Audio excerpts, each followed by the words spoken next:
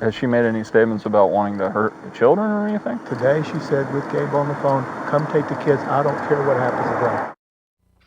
Welcome to the news at 8 o'clock. New developments tonight in the disappearance of two children connected here to the Valley. Gilbert police just released that new body camera footage from an encounter with Charles Vallow that happened back in January of 2019. And you may recall that he was married to Lori Vallow, but filed for divorce after he said she threatened to kill him. Well, eventually, Charles Vallow was shot and killed by Lori's brother, Alex Cox, who claimed self-defense. And we also got our hand on some footage of Lori Vallow and her daughter, Tylee, going to Gilbert police to give their side of what happened. Our Kim Powell has been following this story for us, and she shows us the footage. I can't get in touch with my kids. How old are your kids? 6.5 and 16. In late January 2019, Charles Vallow returned from a work trip in Houston to find his truck missing from the airport parking lot and $35,000 taken from his bank account. Worse yet, he said he couldn't get in touch with JJ and Tylee. How does she pose a threat to your children? I don't know what she's going to do with them. I don't know if she's going to flee with them. She's going to hurt them. Gilbert police showed up to their house after Charles filed a petition to get Lori involuntarily committed for a mental health evaluation. She's lost her mind. I don't know how else to say it. We're LDS. She thinks she's a resurrected being and a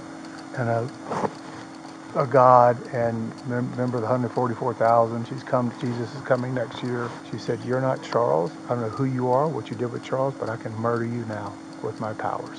Charles explained to the officers that Lori had changed over the last couple of months, and she had people in Utah telling her how many lives she's had. You're a dark spirit. That's what she's going to tell you. Okay. I'm a dark spirit. Officers had Charles kick in the door to his own house, but ultimately told him Lori hadn't committed a crime. Fast forward to 12 hours later, Lori and Tylee, along with a family friend, showed up to the Gilbert Police Department. So yesterday, I got in an argument with my husband on the phone, and he was in Texas working, and I found some stuff that he'd been doing, so he was really defensive. And so I took the kids. We spent the night in a hotel because I knew he was coming home. Lori told officers Charles showed up to JJ's school and stole her purse out of her car. He then used her phone to text her friends to come to the house. He was acting like that my son was in danger. I'm worried about JJ's safety. The officers called Charles to ask for Lori's purse back. He asked if they would serve her the order. When they brought up the mental health evaluation, Lori couldn't help but laugh. Sorry.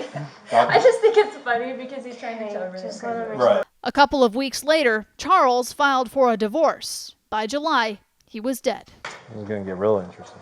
Other body camera footage shows an officer talking to one of Charles's friends on the phone. That person witnessed the phone call where Lori said that she would, quote, destroy Charles. However, he said that she never made any threats towards the kids other than that Charles can have them if he wants them. As you know, JJ and Tylee have been missing since September. Kim Powell for Arizona's Family.